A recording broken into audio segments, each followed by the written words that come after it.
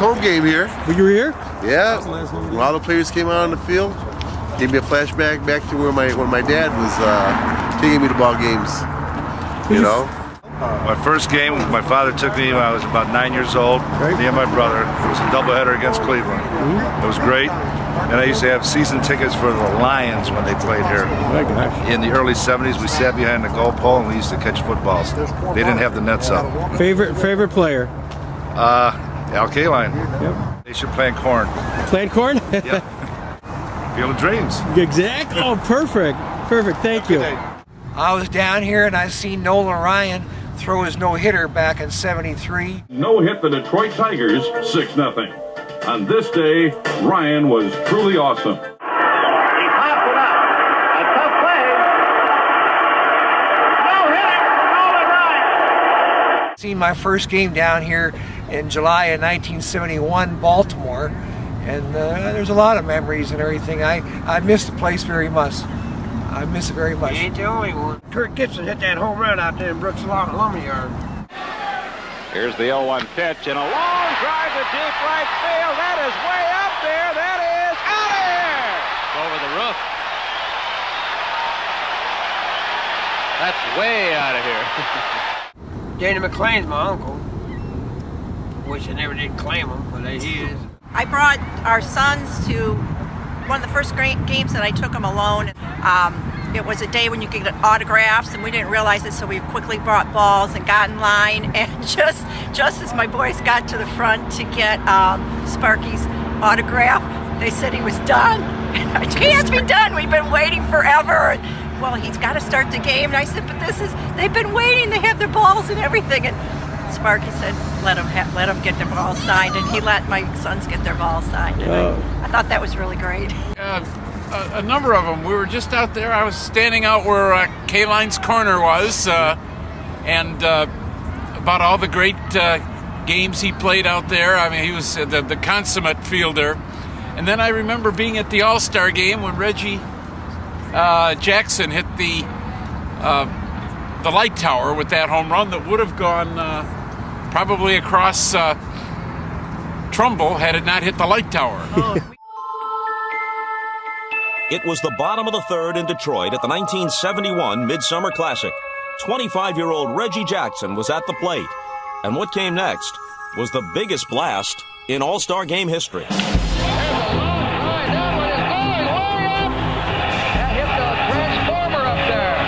I was at the last game, and I was sitting somewhere on the infield, first baseline here, and the game was over, and they brought the old players on the field, and I was in the lower deck, and I actually walked down and leaned over the fence and scooped up a little bit of the dirt and put it in one of those little black plastic things that 35 millimeter film used to come in.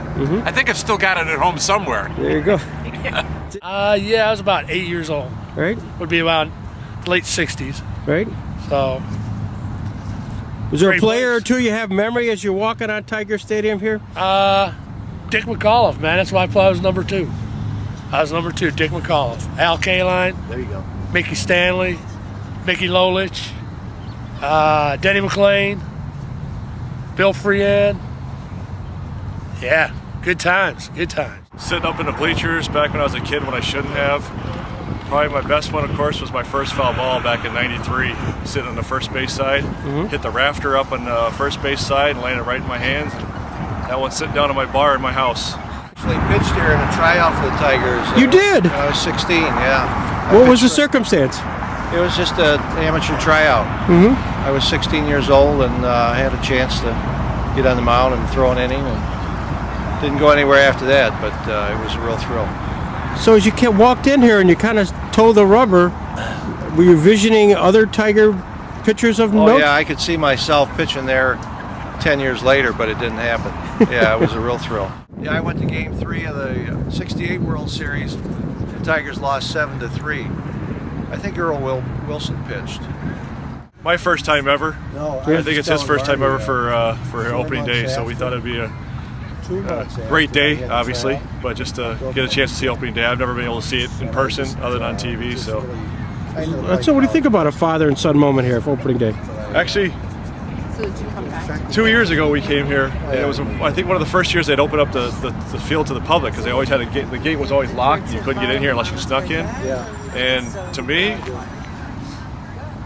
I call it my Field of Dreams moment. My memory is I played the last fantasy camp here in Tiger Stadium. We did. In 99.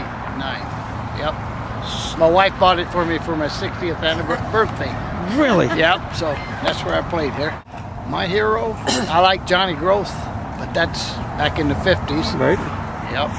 Of course, George Kell at third was great. Of course, Al Kaline was the best there was. Yeah. First one to get $100,000 to play ball. How about that? So you brought your bat, your glove. Everybody did the same. We're playing ball. Yeah. We're playing ball in the old field. Well, what's your memory of this place? The smell when you walk in, the smell of hot dogs, and the big Tiger sign way up high. And my players are Jim Northrup and Norm Cash.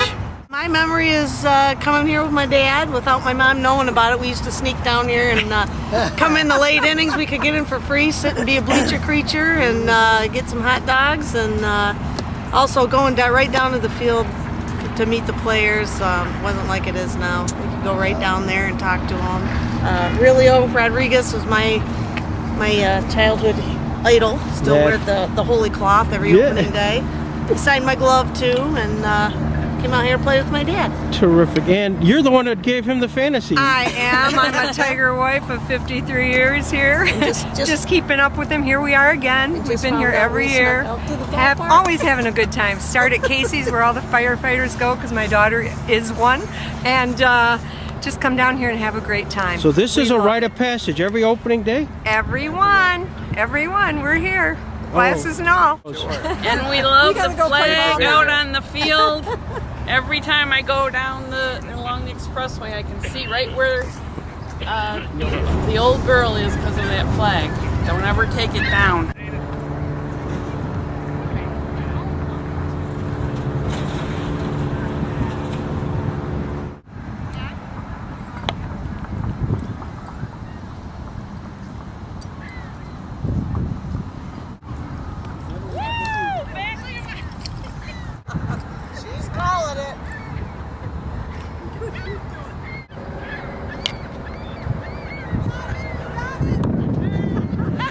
Played here in 1949. You did? Absolutely. For Western City Western High School.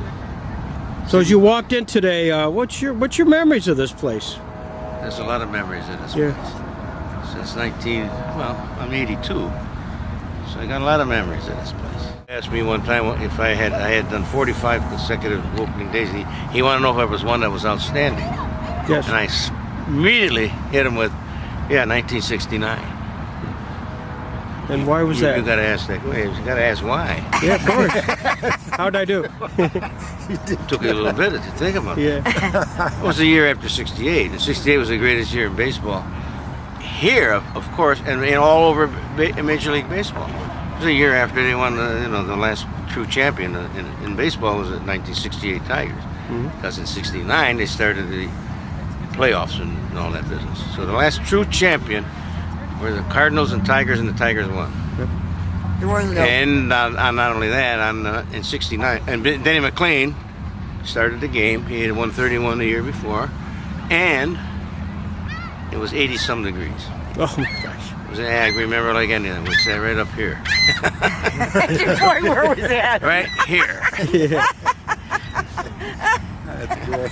It was right there. I used to come to games with my dad here. Yeah. Sit out in right field and watch Al Kaline. He was your guy? He was my guy. Always was. Was there a game or two that you remember? Nah, nothing specific. Just like coming here with my dad. Yeah.